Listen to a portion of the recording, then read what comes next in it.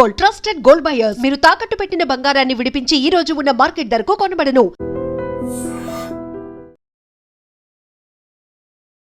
ప్రధానంగా చొరబాటుదారులు ఏ రాష్ట్రాల్లో అయితే ఎక్కువగా ఉన్నారో ఆ రాష్ట్రాల నుంచే ప్రతిస్పందన ఎందుకు వస్తుంది? అందులోనూ పర్టికులర్గా వెస్ట్ బెంగాల్లో సీఎం మమతా బెనర్జీ దీన్నెందుకని తీవ్ర స్థాయిలో అపోజ్ చేస్తున్నారు.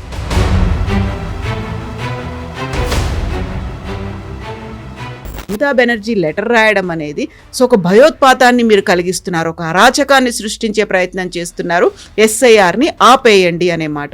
హకీంపూర్ అని చెప్పి వెస్ట్ బెంగాల్ 24 పర్గనాస్ డిస్ట్రిక్ట్లో బిఎస్ఎఫ్ బార్డర్ దగ్గర వెళ్ళండి. రోజుకి 500 నుంచి 2000 మంది వచ్చి ఆటోలో గీటోలు వచ్చి అన్ని సామానాన్ని తీసుకొచ్చి అక్కడ బార్డర్ క్రాసింగ్ దగ్గర వెయిట్ చేస్తున్నారు. అలా ఆల్ అస్సాం స్టూడెంట్స్ యూనియన్ అని చెప్పి అక్కడ పెద్ద అజిటేషన్ జరిగింది అగేన్స్ట్ బంగ్లాదేశీ ఇమిగ్రెంట్స్ అస్సాంకి వచ్చిన దానికి, especially north Assam bordering Bangladesh. వీళ్ళని ఇక్కడ నుంచి పంపించేసేయండి అని చెప్పి పెద్ద అజిటేషన్ జరిగింది. దాని తర్వాత రాజీవ్ గాంధీ వీళ్ళు ఇప్పుడు కూడా ఆ బార్డర్లో కూర్చున్న వాళ్ళందరూ చాలా అంటున్నారు మా దగ్గర ఏ కాగితాలు లేవు.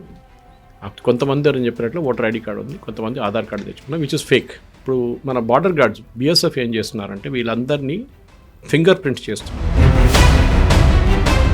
మీరు ఫేక్ డాక్యుమెంట్స్ తీసుకొని ఇండియాలో ఎంటర్ అయ్యారంటే మీకు 10 సంవత్సరాల jail and immediate expulsion after that. బలవంతంగా, ప్రమాదకరంగా, అరాచకంగా వాళ్ళు వ్యవహరిస్తున్నారు అనే దాంతో పాటుగా ప్రాపర్గా ట్రైన్ అవ్వకుండా వచ్చిన వాళ్ళు చేస్తున్నారు కాబట్టి టేక్ సమ్ టైం, ఆ తర్వాత మనం చేద్దాము అనే మాట లెటర్ రూపంలో చెప్పాను తప్ప. మీరు ఎందుకు భయపడుతున్నారు? యూపీ ముఖ్యమంత్రి భయపడతలేరు. యూపీలో కూడా ఎస్ఐఆర్ నడుస్తుంది కదా, ఇండియాస్ బిగ్గెస్ట్ స్టేట్, ఆ స్టేట్ భయపడలేదు.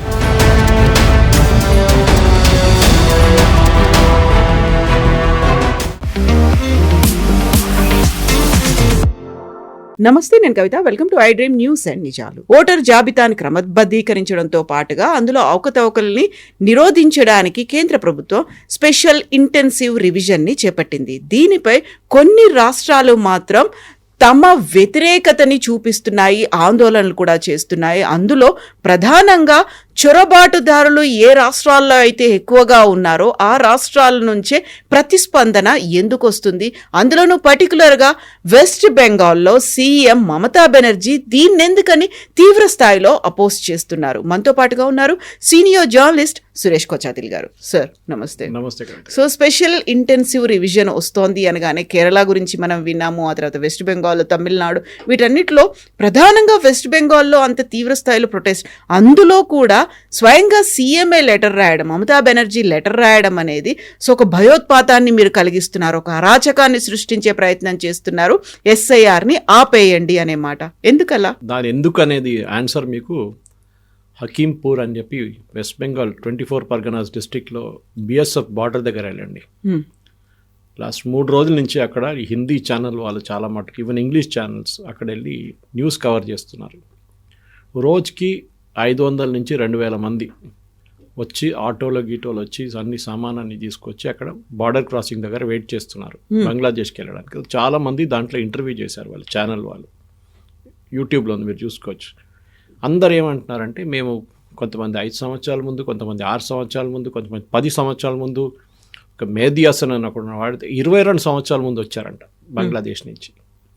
ఏజెంట్లకి డబ్బులు ఇచ్చి రివర్ క్రాసింగ్స్ ఉంటుంది వాళ్ళ దగ్గర, అక్కడ ఈ బార్డర్ ఫెన్సింగ్ ఉండదు.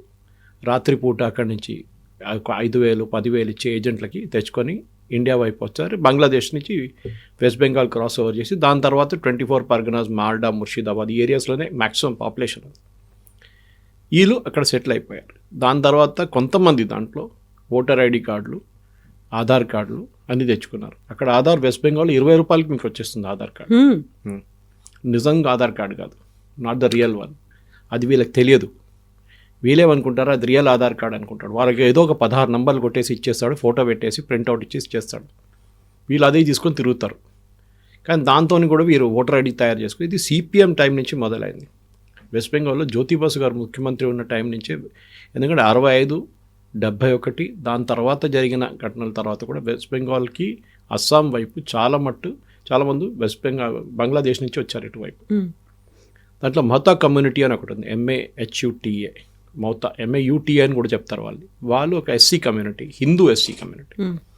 వాళ్ళు కూడా వచ్చారు అదే టైంలో, కానీ వాళ్ళు వెస్ట్ బెంగాల్ సెటిల్ అయ్యాక వాళ్ళకి ఇవ్వాలి దాకా సిటిజన్షిప్ ఇవ్వలేదు. ఇప్పుడు ప్రాసెస్ స్టార్ట్ చేశారు. వాళ్ళు ఒక పర్టికులర్ రిలీజియస్ ఫాలోవర్ కమ్యూనిటీ నుంచి వస్తారు. సో ఠాకూర్ అని చెప్పి ఒక ఆయన 19th century ఫిలాసఫర్. ఆయన మన వీరశైట్స్ కర్ణాటక వైపు ఉన్నట్లనే లింగాయత్ ఒక్కలిగా కమ్యూనిటీ లాగా వాళ్ళు కూడా ఒక సపరేట్ రిలీజియన్ అని చెప్తారు వాళ్ళు. ఎనీవే వాళ్ళని పక్కన పెడతాం.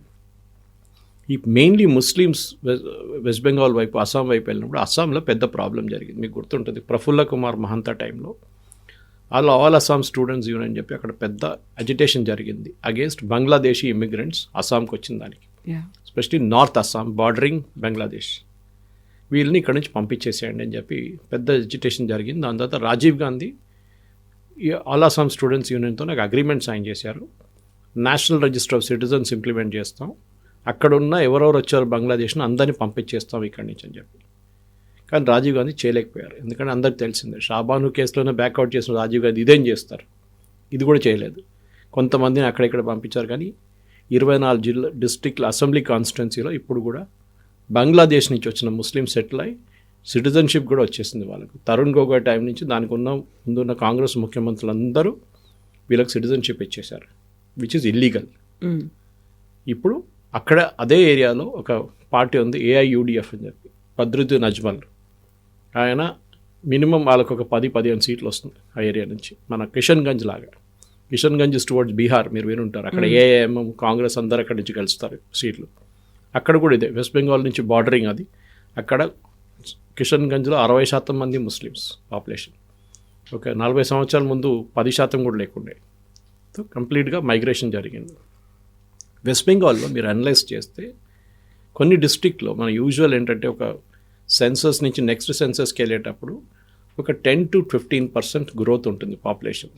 కొన్ని డిస్ట్రిక్ట్లు ఎక్కువ ఉంటుంది, కొన్ని తక్కువ ఉంటుంది. ఫర్ ఎగ్జాంపుల్ కేరళలో మిగతా అన్ని డిస్ట్రిక్ట్లో నెగటివ్ ఉంటే Malappuram district and to certain extent Malappuram పక్కన ఉన్న కాసర్గోడ్ వైపు ఉన్న డిస్ట్రిక్ట్లో పాపులేషన్ ఎక్కువ ఉంది, ముస్లిం ఏరియా అది. అక్కడ population is almost double that of rest of Kerala growth wise.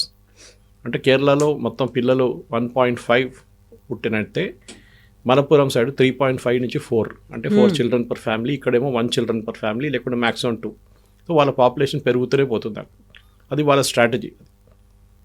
West Bengal ఏం జరిగిందంటే వీళ్ళందరూ వచ్చి సెటిల్ అయినప్పుడు అక్కడ వీళ్ళు చెప్పినట్లు ఆధార్ కార్డు ఇదన్నీ ఆ టైం నుంచి, అప్పుడు ఆధార్ లేకుండే వెస్ట్ బెంగాల్ జ్యోతి బాసు టైంలో, కానీ ration card primary identification mode ఆ టైంలో అది తెచ్చుకున్నారు. దాని తర్వాత ఓటర్ ID కార్డు అన్ని తెచ్చుకున్నారు. వీళ్ళు ఇప్పుడు కూడా ఆ బార్డర్లో కూర్చున్న వాళ్ళందరూ చాలా అంటున్నాం ఆధార్ ఏ కాగితాలు లేవు. కొంతమంది అని చెప్పినట్లు ఓటర్ ID కార్డు ఉంది, కొంతమంది ఆధార్ కార్డు తెచ్చుకున్నారు, విచ్ ఇస్ ఫేక్. ఇప్పుడు మన బార్డర్ గార్డ్స్ BSF ఏం చేస్తున్నారంటే వీళ్ళందరినీ ఫింగర్ ప్రింట్స్ చేస్తున్నారు. దానికి 2 కారణాలు ఉన్నాయి. ఒకటి, వీళ్ళు ఏమైనా క్రైమ్ కమిట్ చేసిండా ఇండియాలో ఎక్కడైనా, నేషనల్ క్రైమ్ డేటాబేస్లో వేస్తే తెలిసిపోతుంది వీళ్ళ దాంట్లో ఎవరైనా దొంగతనమో మర్డరో ఏదైనా చేసి ఇక్కడి నుంచి పారిపోవడానికి ట్రై చేస్తున్నారు. అది కూడా ఉండొచ్చు ఈ పాపులేషన్లో. రెండోది, ఈ 10 ఫింగర్ ప్రింట్స్ పెడితే ఐరిస్ స్కాన్ చేస్తే మీకు ఒరిజినల్ UIDA డేటాబేస్తో మ్యాచ్ చేసుకోవచ్చు.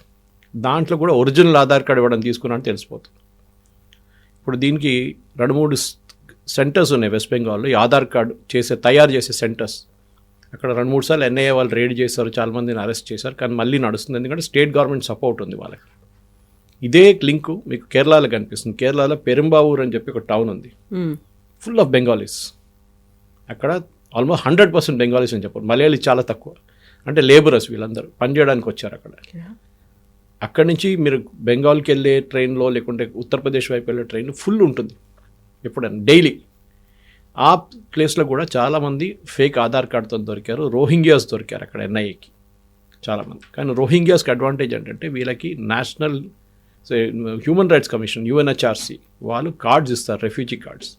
అది వాడుకొని వీళ్ళు ఇండియాలో ఉండొచ్చు, కానీ స్పెసిఫైడ్ ప్లేస్ అన్ని ప్లేసెస్లో వెళ్ళలేరు. లాంగ్ స్టోరీ షార్ట్ ఏమైందంటే ఈ పర్టికులర్ దాంట్లో ఈ బంగ్లాదేశ్ వాళ్ళని అందరినీ ఇప్పుడు SAR మొదలుగానే పారిపోతున్నారు. దానికి 2-3 కారణాలు ఉన్నాయి. ఒకటి, వీళ్ళకి భయం ఏంటంటే ఫారినర్స్ అండ్ ఇమిగ్రేషన్ యాక్ట్ అని 2025లో చట్టం మార్చారు గవర్నమెంట్ ఆఫ్ ఇండియా. 4-5 పాత చట్టాలు తీసుకొని కంబైన్ చేసి ఒకటే చట్టం తీసుకొచ్చారు. దాంట్లో ఏమన్నారంటే 2 మెయిన్ పాయింట్స్, అంతా అన్నీ చెప్పక్కర్లేదు మనం. 2 మెయిన్ పాయింట్స్ అంటే if you are caught without a passport or a visa in India, మీకు 5 సంవత్సరాలు జైలు, 5 లక్షల రూపాయలు ఫైన్.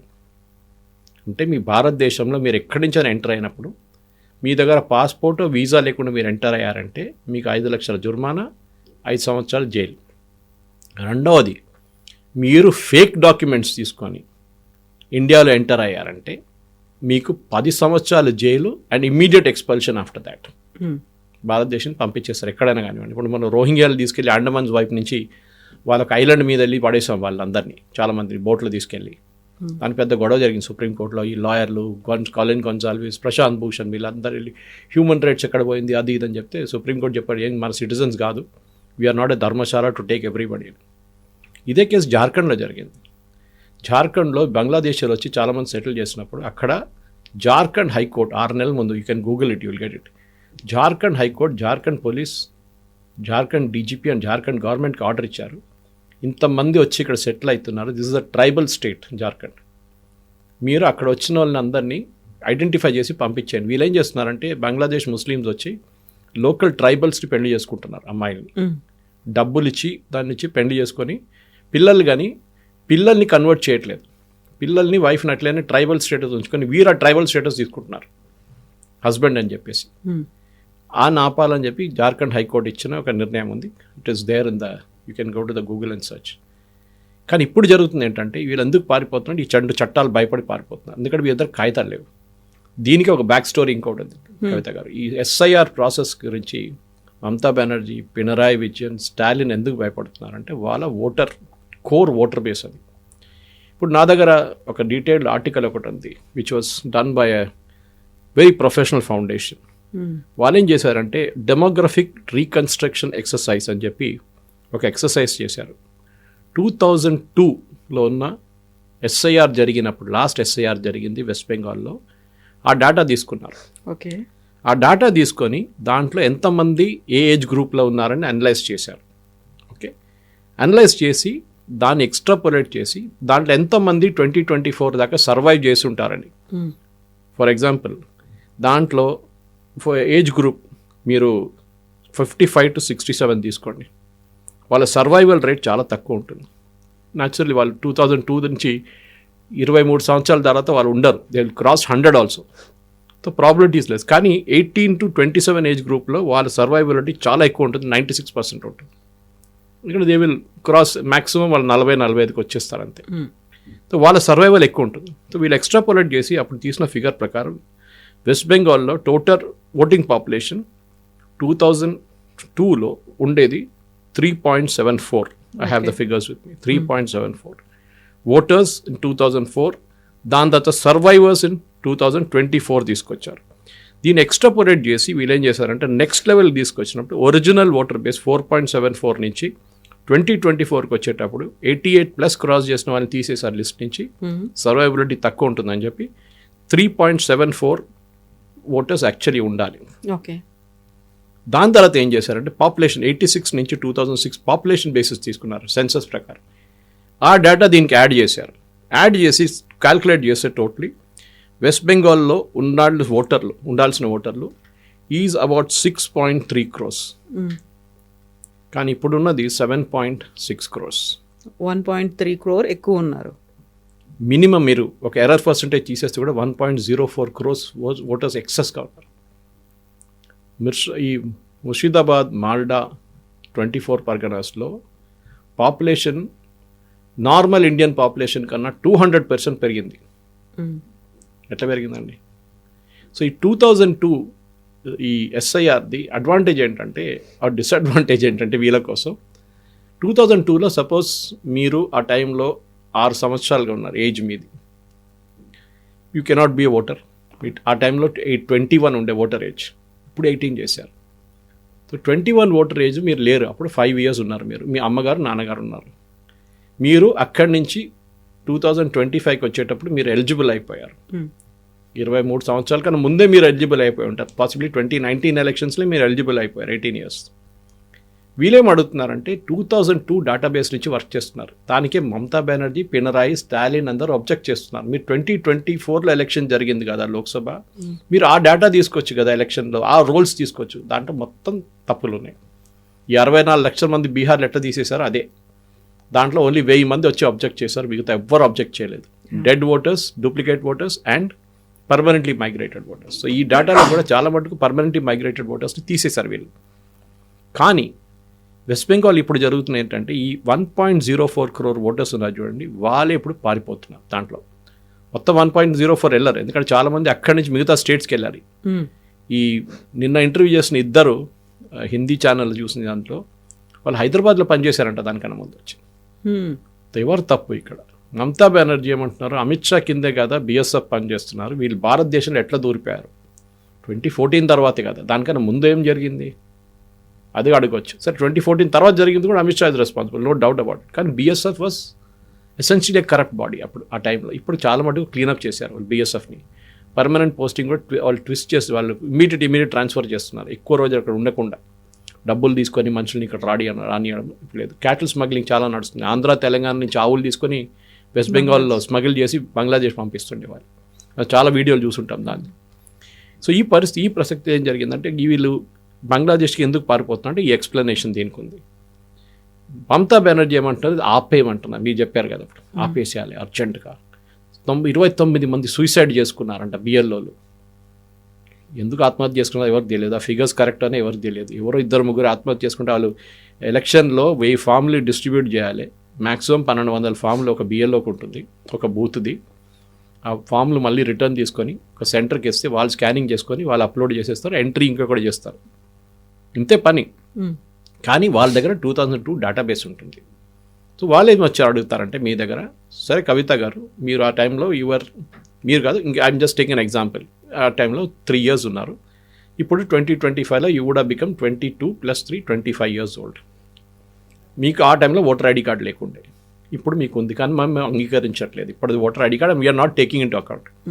మీ అమ్మగారు నాన్నగారు ఉన్నారు కదా, వాళ్ళ పేర్లు ఏంటి, ఈ పేరు ఈ పేరు, వాళ్ళు ఎక్కడ ఉండేవాళ్ళు, బహుశా ఎక్కడో హైదరాబాద్ ఏదో ప్లేస్, నాకు గుర్తులేదు. నో ప్రాబ్లం, వాళ్ళ పేర్లు ఉన్నాయి కదా, ఎస్ డేటాబేస్ క్లిక్ చేయగానే వాళ్ళ పేర్లు వచ్చేస్తుంది.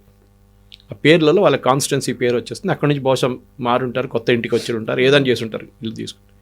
ఆ డేటాబేస్లో మా అమ్మగారు మొన్న కేరళ నుంచి పంపించారు నాకు, హర్ 2002 డేటాబేస్లో ఆమె పేరు ఉంది. ఆమె ఓటర్ ఐడి కార్డ్ కూడా ఇచ్చింది నాకు, పంపించింది. ఓ young photo, maybe the photo was taken when she was 50 or something. Now మేము అమ్మగారు అది లాస్ట్ 2002 రివిజన్ జరిగినప్పుడు she must have been some 62 or something. Now she is 84 మా అమ్మగారు. సో అక్కడ చూస్తే సర్ప్రైజింగ్లీ నా పేరు ఉంది అక్కడ, మా సిస్టర్ పేరు ఉంది, మా బ్రదర్ పేరు కూడా ఉంది. మా సిస్టర్ ముందు అలైన్లో ఉంటుండే, now she is back in Kerala with my mother and family. మా బ్రదర్ ఏమో ఒమాన్లో ఉంటారు, నేనేమో హైదరాబాద్లో ఉంటాను. మనందరూ బయట, ఐఎమ్ హియర్ ఫ్రమ్ 65. మా బ్రదర్ ఏమో లాస్ట్ 22 years నుంచి ఒమాన్లో ఉన్నారు. మా సిస్టర్ కూడా చాలా సంవత్సరాలు బయట ఉండి మళ్ళీ తిరిగి వచ్చింది. ఎట్లా వచ్చింది ఆ డేటాబేస్లో? ఏం జరిగిందంటే వీళ్ళు రేషన్ కార్డు ఏదో తీసుకొని ఆ డేటా దాంట్లో ఎక్స్ట్రాపోలేట్ చేసేసారు ఓటర్ కోసం. నా పేరు మీద ఎవడో ఓటు వేస్తుంటాడు అక్కడ లాస్ట్ 22 yearsలో. మా సిస్టర్ పేరు మీద వేస్తుంటాడు, మా బ్రదర్ పేరు మీద వేస్తుంటాడు ఓటు. So I told my sister very clearly, remove my name from the roll. నేను అక్కడ లేను. మా brother, because is an ordinary resident of Kerala, he can participate in it.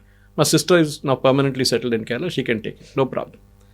ఇప్పుడు ఏం జరుగుతుందంటే మా అమ్మగారు రేషన్ కార్డులో doesn't have the 3 alphabets in front. ఇప్పుడు మీ ఐడి కార్డు ఉండే ఎపిక్ కార్డులో FDY, KCR ఏదో ఉంటుంది ఒకటి, first 3 alphabets will be there.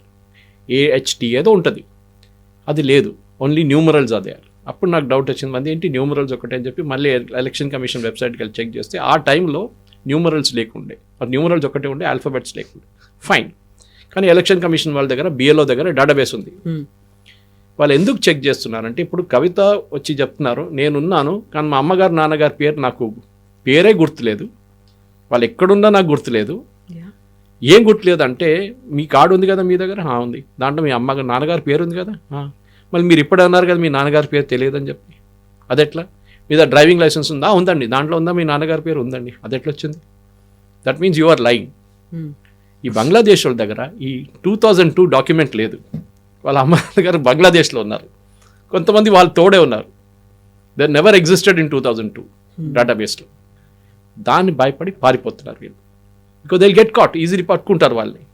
పట్టుకుంటే ఇమిగ్రేషన్ అండ్ సర్వీస్లో ఇప్పుడు అది కొత్త చట్టం ప్రకారం వాళ్ళని జైల్లో వేసేస్తారు. అది భయపడి వీళ్ళు పారిపోతున్నారు. డైలీ ఒక 6 to 7 మేజర్ చెక్ పాయింట్స్లో, బిఎస్ఎఫ్ చెక్ పాయింట్స్లో బంగ్లాదేశ్ వైపు ఉన్నది 2000 నుంచి 5000 మంది పారిపోతున్నారు. దీనికే మమతా బెనర్జీ ఇంత పెద్ద లొల్లి చేస్తుంది. ఎందుకంటే దోస్ ఆర్ హర్ ఓటర్స్. దాంట్లో ఒకడు క్లియర్గా చెప్తున్నాడు, వాడు ఓటర్ బేస్ ఉంది, బంగ్లాదేశ్ వైపు వెళ్తున్నాడు, అక్కడ బార్డర్లో కూర్చున్నారు బిఎస్ఎఫ్ క్యాంప్లో. వాడు అంటున్నాడు, నేను 3 సార్లు ఓటేశాను, 2 అసెంబ్లీ ఎలక్షన్కి, 1 లోక్సభ ఎలక్షన్కి నేను ఓట్లు వేసాను అంటాడు. ఆలోచించండి, మన దేశంలో వచ్చి దాంట్లో చాలామంది మహిళలు అక్కడ ఒక ఏదో లక్ష్మీ కార్డు ఉంది ఒకటి, అంటే మన దగ్గర కూడా ఉమెన్కి 2000 రూపాయలు 3000 రూపాయలు అట్లాంటి ఒక స్కీమ్ అక్కడ కూడా ఉంది ఈమెది, మమతా బెనర్జీ. ఆ స్కీమ్ అవైల్ చేసుకున్నారు వాళ్ళు, రేషన్ తీసుకుంటున్నారు. మన దేశంలో వచ్చి ఇల్లీగల్ ఏలియన్స్గా వచ్చి మన దేశంలో మన ట్యాక్స్ పేర్ డబ్బులు తీసుకొని మన ఫెసిలిటీస్ ఎంజాయ్ చేస్తున్నారు ఇన్ని రోజులు. ఓటు ఒక పార్టీకి వేస్తున్నారు, అది పట్టుబడ్డారు. Now they are fleeing, they are no choice. దానికోసం మమతా బెనర్జీ ఆపమంటుంది, ఎందుకంటే మళ్ళీ ఆపితే వాళ్ళు మళ్ళీ రిటర్న్ వచ్చేస్తారు, వాళ్ళకి రిలీఫ్ ఉంటుంది. No, election commission said no. సుప్రీంకోర్టులో ఇవాళ ఒక్క కేసు వచ్చింది కేరళది. అది కూడా కేరళ ఇనీషియల్ పినరాయి విజయన్ చాలా పెద్ద ఎక్స్క్యూజ్ అని చెప్పారంటే, అక్కడ ముసలోల్ని తీసేస్తున్నారు, పేదోల్ని తీసేస్తున్నారు, సేమ్ డైలాగ్, బీహార్ డైలాగ్, ముస్లిమ్స్ని తీసేస్తున్నారు, దళితుల్ని తీసేస్తున్నారు బీహార్ లాగానే. కానీ సుప్రీంకోర్టులో పిటిషన్ వేసినప్పుడు కేరళలో లోకల్ బాడీ ఎలక్షన్స్ జరుగుతుంది, దాని తర్వాత చేసుకోండి ఎస్ఐఆర్, పాట మార్చేస్తారు. It came for hearing today, 26కి పోస్ట్పోన్ చేసి ఎలక్షన్ కమిషన్కి నోటీస్ ఇష్యూ చేశారు. స్టాలిన్ కూడా ఇదే పాట పాడారు, అక్కడ ఆల్ పార్టీ మీటింగ్ పెట్టి ఇది దళితులు అది ఇది అని చెప్పారు. స్టాలిన్ పిటిషన్ ఏమేశాడు సుప్రీంకోర్టులో, ఇప్పుడు నవంబర్ డిసెంబర్లో వరదలు వస్తాయి, చాలా వర్షాలు ఉంటుంది, so we have to be prepared for that. Collectors busy ఉంటారు, అందరు బిజీ ఉంటారు, ఇప్పుడు ఎస్ఐఆర్ చేయకూడదు. దాని తర్వాత క్రిస్మస్ వస్తుంది, దాని తర్వాత పొంగల్ వస్తుంది, ఇప్పుడు ఎస్ఐఆర్ చేయకూడదు. వీళ్ళందరూ ఎక్స్క్యూజ్ ఇది. ఈ ఇల్లీగల్గా ఉన్న వాళ్ళు అందరూ పట్టుబడతారు. మార్క్ మై వర్డ్స్ కవిత గారు, వెస్ట్ బెంగాల్ డేటా ప్రకారం as of I have right now 20% మంది వాళ్ళ ఫామ్స్ రిటర్న్ చేశారు.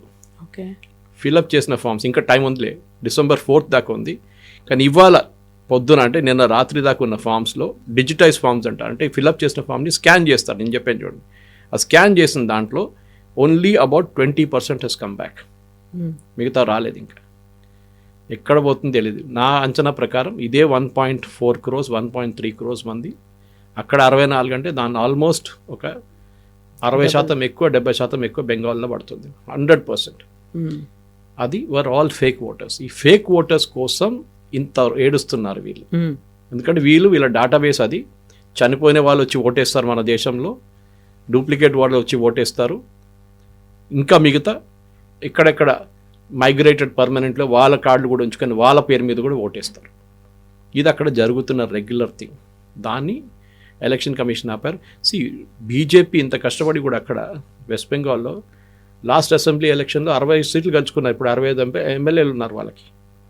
కాంగ్రెస్కి 0. CPM which ruled Bengal for 30 odd years 0, not a single MLA. ఆలోచన, these two are fighting as an alliance. Congress CPM కేరళలో కొట్టుకుంటున్నారు, ఇక్కడ వచ్చి అలయన్స్గా పోటీ చేస్తున్నారు. That is the most ironical part of it. సరే, అది వాళ్ళ పొలిటికల్ బిలీఫ్స్ వాళ్ళది ఉండొచ్చు ఏదైనా, కానీ ఇది ఈ బంగ్లాదేశ్ని భారతదేశం నుంచి మొత్తం, అది వెస్ట్ బెంగాల్ ఒక్కటే కాదు, కొంతమంది అక్కడి నుంచి పారిపోయి ఉంటారు, తెలంగాణకు వచ్చి ఉంటారు ఫర్ ఎగ్జాంపుల్. ఎందుకంటే ఇక్కడ ఎస్ఐఆర్ లేదు కదా, ఇప్పుడు ఇక్కడ ఎస్ఐఆర్ వచ్చినప్పుడు చూసుకుందాం అని చెప్పి ఇక్కడి నుంచి పారిపోయారు చాలామంది ఉంటారు. ఇక్కడ కూడా అది బిల్డర్స్ ఉండొచ్చు, లేకుంటే ఫార్మా కంపెనీ కన్స్ట్రక్షన్ సైట్స్ ఉండొచ్చు, ఏదైనా ఉండొచ్చు. అక్కడ దే హ్యావ్ టు 100% ఇక్కడున్న పోలీస్ స్టేషన్స్లో రిజిస్టర్ చేయమని చెప్పాలి వాళ్ళు.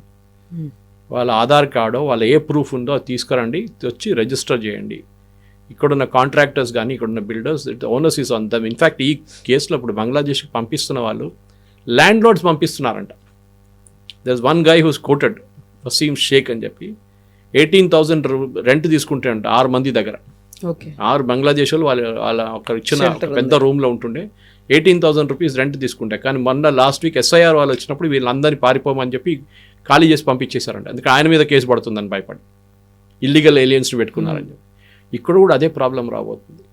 కన్స్ట్రక్షన్ సైట్స్ కానీ మిగతా బిల్డింగ్ సైట్స్లో కానీ ఎక్కడైనా కానీ మీరు ఇల్లీగల్గా ఎవరైనా అపాయింట్ చేస్తే అది మీ మీద వచ్చి పడుతున్న తర్వాత నాకు తెలియదు వీడు ఒక్కడి నుంచి వచ్చి ఉండదు, ఎందుకంటే వాడు రేపు దొంగతనం చేసో మర్డర్ చేసో ఏదైనా ఉంటే అది మీ మీద వస్తుంది as a response, because you are taking this fellow in your job అనమాట అది.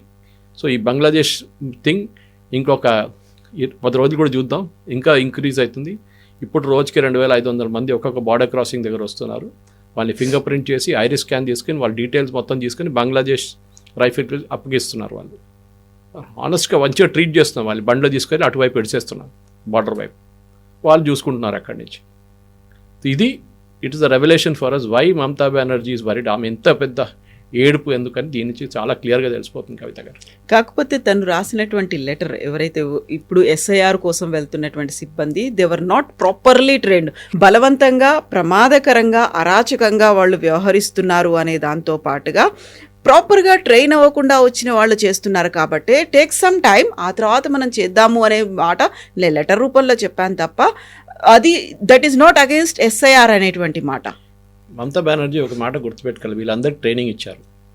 ట్రైనింగ్ ఇచ్చిన తర్వాత కూడా సపోజ్ మహిళలకి స్పెషల్లీ ఎలక్షన్ కమిషన్ ఏం ఆర్డర్ ఇచ్చారంటే స్టేట్ ఎలక్షన్ కమిషన్కి ఏం చెప్పారు, మహిళలు ఉన్న చోట్ల ఫర్ ఎగ్జాంపుల్ వాళ్ళకి ఇంటికి వెళ్తున్నప్పుడు వాళ్ళకి ఒక సెక్యూరిటీ వైజ్ ఉండాలి ఎవరైనా తోడు. సో మెయిల్ మెంబర్ ఒకరు పోవాలని చెప్పి ఇంకొక బిఎల్లోనూ అడిషనల్ బిఎల్లోనూ తోడు పెట్టారు. వాళ్ళు ట్రైనింగ్ ఏం లేదు దీంట్లో, వాళ్ళు బేసిక్లీ డేటాబేస్లో ఉందా లేదా ఆ డీటెయిల్, ఎందుకంటే మీకు ఇచ్చే ఎస్ఐఆర్ ఫామ్లో టాప్ లెఫ్ట్ కార్నర్లో మీ పేరు మీ మొత్తం అడ్రస్ ఉంటుంది అక్కడ as per the original one in 2002 database, పాత రికార్డ్స్లో ఉన్నట్టుగా మీరు మీ నాన్నగారి పేరు ఉంటుంది అక్కడ కావాలంటే ఒక్కొక్కసారి. సో మీరు అక్కడి నుంచి ఫిలప్ చేసుకుంటూ రావాల్సి వస్తుంది.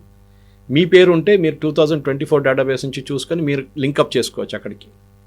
కానీ ఇక్కడ ట్రైనింగ్ అనేది మమతా బెనర్జీ ఏం చెప్పాలంటే మీరు ఒక నెల కూడా ఎక్స్టెండ్ చేయండి, December 4th ఉంది కదా, January 4th దాకా నడవనియండి, ఓకే, December 4th స్టాప్ చేయకండి. అదే ఎలక్షన్ కమిషన్ అగ్రీ, బీహార్ కేసులో అదే జరిగింది కదా, ఎక్స్ట్రా 10 రోజులు ఇచ్చారు. సుప్రీంకోర్టు చెప్పారు ఇంకా 10 రోజులు ఇవ్వండి వాళ్ళకి, కొంతమంది ఇంకా అప్లై చేస్తారేమో, ఎవడు అప్లై చేయలేదు, 10,000 మంది కూడా అప్లై చేయలేదు కొత్తగా ఆ 10 days గ్యాప్లో. ఇవ్వాల్సిన వాళ్ళు అందరు ఇచ్చేస్తారు, ఎందుకంటే వాళ్ళందరికీ ఓట్లు కావాలి దానికోసం. అండ్ ఇప్పుడు ఏమైపోయిందంటే even your voter ID card is become an identification document. Aadhaar అనేది సుప్రీంకోర్టు జడ్జ్మెంట్ ప్రకారం యుఐడిఏ కాన్సెప్ట్ ప్రకారం is not a citizenship document. Aadhaar ఎప్పుడు చెప్పట్లేదు ఆ ఫోటో ఉన్న మనిషి, ఆ పేరుతో ఉన్న మనిషి ఇండియన్ సిటిజన్ అని ఎక్కడ చెప్పట్లేదు. Even an NRI can get an Aadhaar, OCI card ఉన్న వాళ్ళు కూడా ఆధార్ తీసుకోవచ్చు మన దేశంలో. అది కాకుండా ఇల్లీగల్ వాళ్ళు బంగ్లాదేశ్ నుంచి ఆధార్ తీసుకుంటారు. So Aadhaar is not a citizenship document. ఈ ఆర్గ్యుమెంట్ సుప్రీంకోర్టులో మన బీహార్ కేసు జరిగినప్పుడు 12th డాక్యుమెంట్ 11 డాక్యుమెంట్స్ అడిగారు, మీరు కిసాన్ పత్ర, మీ ఏం చెప్తారు పాస్పోర్ట్, ఇట్లాంటి ఏదో 12 డాక్యుమెంట్స్ సబ్మిట్ చేస్తే చాలు మీరు మీ ఐడెంటిటీ ప్రూవ్ చేయడానికి, మీ రెసిడెన్షియల్ ప్రూఫ్ కూడా దానికి. కానీ అది ఏం లేకుండా ఏం చేయాలి, అందరి దగ్గర ఉండదు కదా పాస్పోర్ట్, అందరి దగ్గర ఉండదు కదా కిసాన్ పత్ర అంటే సుప్రీంకోర్టు ఏం చెప్పారు, election commission you take the Aadhaar also. But election commission చాలా క్లియర్గా ఏం చెప్పారంటే, ఎలక్షన్ ద్వివేది అని చెప్పి ఎలక్షన్ కమిషన్ అడ్వకేట్ ఏం చెప్పారంటే, మేము ఆధార్ తీసుకుంటాం కానీ that is not a proof of citizenship. రేపాడు వచ్చి చెప్పకూడదు నాకు ఆధార్ తీసుకున్నారు so I'm now a citizen of India అని. సారీ, ఆధార్తో సహా మీరు ఇంకా డాక్యుమెంట్ సబ్మిట్ చేయాల్సి వస్తుంది. As an individual you are address తీసుకురండి, మీ బ్యాంక్ స్టేట్మెంట్ కానీ మిగతా ఏదైనా ఉంటే అది తీసుకురండి మీరు, అప్పుడు మేము చెక్ చేస్తాం దాన్ని, మీ ఇంటికి వస్తాం, మీ ఇంటికి వచ్చి చెక్ చేస్తారు బిఎల్లో. సో ఈ మమతా బెనర్జీ ఆర్గ్యుమెంట్ ట్రైనింగ్ లేదు అది లేదు అనేది మొత్తం బంకం. ఆమెకి ఏంటంటే నడవకూడదు, ఇప్పుడు అందుకు ఆపుతున్నారు. ఎందుకు మీరు ఎక్స్టెన్షన్ అడగండి, 15 days నాకు ఎక్స్ట్రా కావాలి, మీరు చేపించట్లేదు కదా, ఎలక్షన్ కమిషన్ చేపిస్తున్నారు. మీ ప్రాబ్లం ఏంటి? మీ స్టేట్ గవర్నమెంట్ ఎంప్లాయీస్ చేస్తున్నారు. కేరళలో కొంతమంది ఒకటి సూసైడ్ చేసుకున్నారు, పెద్ద ఇష్యూ అయింది. 3 రోజులు టెలివిజన్లో డిబేట్ల మీద డిబేట్. లాస్ట్లో వాడిది ఒక ఆడియో క్లిప్ దొరికింది. సూసైడ్ చేసే ముందు ఆడియో క్లిప్ పంపించిండు ఒకటి వాళ్ళ ఫ్రెండ్కి, ఆన్లైన్ చెప్పిండు. అక్కడున్న communist party block level representative వాని మీద ప్రెషర్ పెడుతున్నా అంటే, ఈడేమో కాంగ్రెస్ సింపథైజర్, ఇంతమంది 30 మంది 40 మందిని ఎన్రోల్ చేయి, మేము మొత్తం డీటెయిల్స్ నీకు ఇస్తామంటే వాడు చెప్పినంటే అట్లా చేయకూడదు, నేను వచ్చి ఇన్స్పెక్ట్ చేయాలి, వాళ్ళు ఉండాలి, వాళ్ళు ఉన్నారో లేదని చెక్ చేసుకోవాలి, నేను మొత్తం పెద్ద పద్ధతి ఉంది ఏదంటే అదేం తెలియదు, నువ్వు చేయకపోతే నిన్ను అంతే ఖతం చేసేస్తామని చెప్పినట్టు వాడు వెళ్ళి సూసైడ్ చేసుకున్నాడు. అండ్ ఈ was the peon in a local school, but బిఎల్లో. ఆలోచించండి, ఇట్లాంటి ప్రెషర్ పెట్టి ఎన్నో కారణాలు సూసైడ్ చేస్తారు. వర్క్ ప్రెషర్ అంట, నాకు అర్థం కాదు కవిత గారు, మీరు నేను రోజుకి 9, 10, 11 గంటలు పనిచేస్తాం మనం. వర్క్ ప్రెషర్ అని మన అందరికి ఉందండి, ఎవరికి లేదు వర్క్ ప్రెషర్, అందరికి ఉంది. All our employees have got work pressure. కానీ వర్క్ ప్రెషర్ ఒక 1200 ఫామ్లు 30 రోజుల్లో డిస్ట్రిబ్యూట్ చేసి ఫిలప్ చేసి తీసుకోవడానికి మీకు ఎంత టైం పడుతుంది? యూ డివైడ్ 1200 by 30, మీకు 40 per day. 40 ఫామ్స్ని మీరు ముందు డిస్ట్రిబ్యూట్ చేయాలి, తర్వాత కలెక్ట్ చేయాలి. డిస్ట్రిబ్యూషన్ ఫాస్ట్ అయిపోతుంది, కలెక్షనే ప్రాబ్లం ఉంటుంది కొంచెం. దానికి తర్వాత టైం ఇవ్వచ్చు, కొంచెం గ్రేస్ పీరియడ్ ఇస్తారు. తర్వాత సూసైడ్ చేయడానికి ఏముందంట? దానికి ప్రొటెస్ట్ తమిళనాడులో మేము పని చేయము. ఇప్పుడు ఏమంటున్నారు, మాకు జీతం ఎక్కువ కావాలంటున్నారు తమిళ. ఏది, your already A government employee, ఈ పని చేయడానికి జీతం ఎక్స్ట్రా కావాలంట.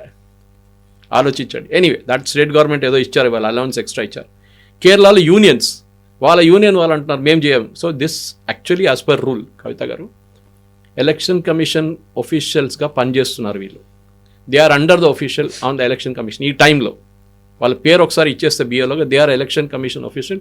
వాళ్ళు పని చేయకపోతే criminal action including suspension can be given. అది ఎలక్షన్ కమిషన్ డైరెక్ట్గా ఇస్తారు. మీకు గుర్తుంటుంది, ఎలక్షన్ టైంలో పోలీస్ ఆఫీసర్స్ కూడా ఎలక్షన్ కమిషన్ కింద పనిచేస్తారు ఆ టైంలో, డీజీపీ లెవెల్ నుంచి. ఇది కూడా అంతే.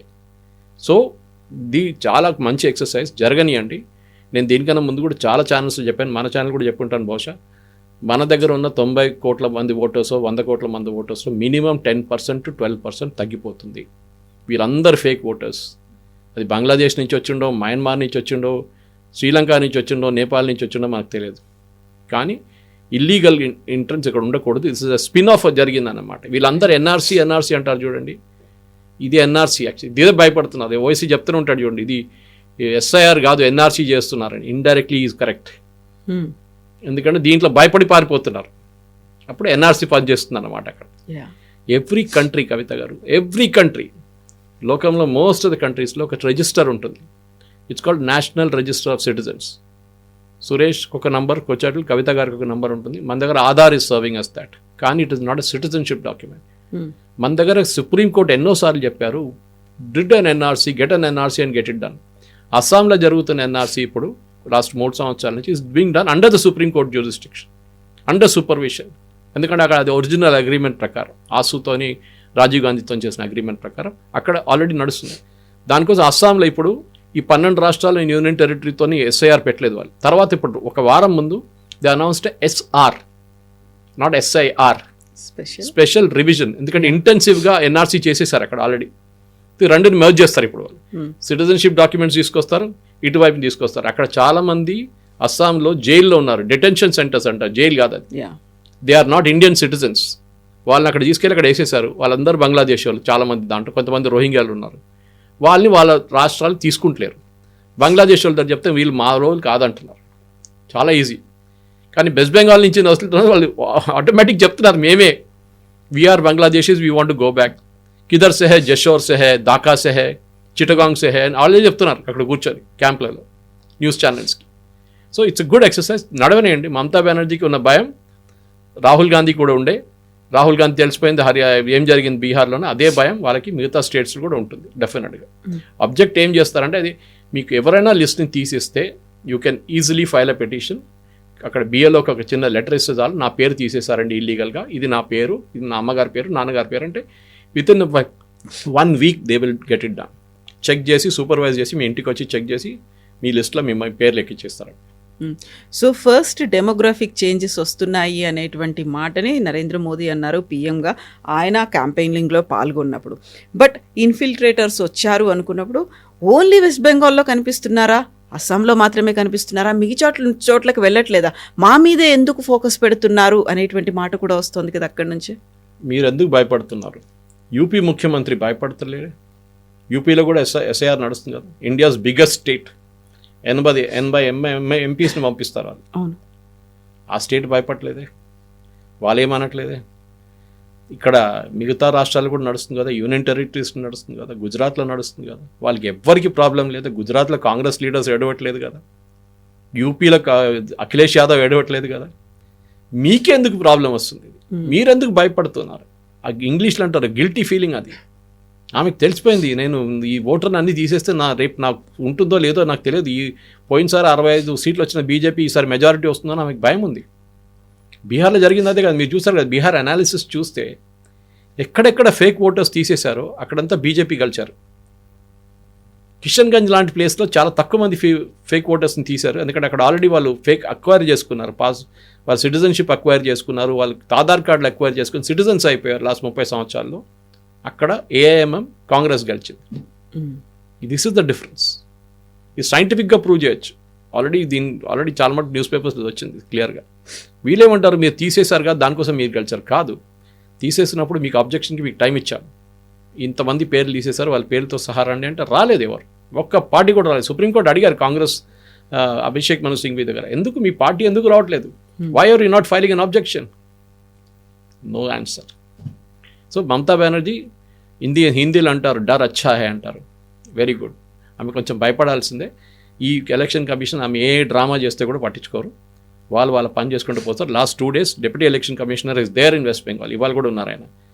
మొత్తం సూపర్వైజ్ చేసి డైలీ రాత్రి డేటా అప్డేట్ చేస్తున్నారు కవిత గారు. నేను డైలీ రాత్రి అది అప్డేట్ చేసి నా ఫేస్బుక్లో పెడతాను.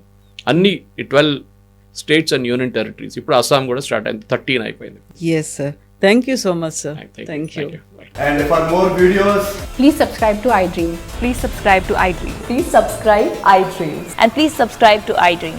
For more videos, subscribe to iDream. please like, share and subscribe to the channel. Congratulations, iDream. Subscribe to iDream. Subscribe to iDream. So subscribe to iDream Media. iDream ki iDream team andarki huge congratulations. Please subscribe iDream Media. Please subscribe to iDream. Subscribe iDream. Please subscribe to iDream.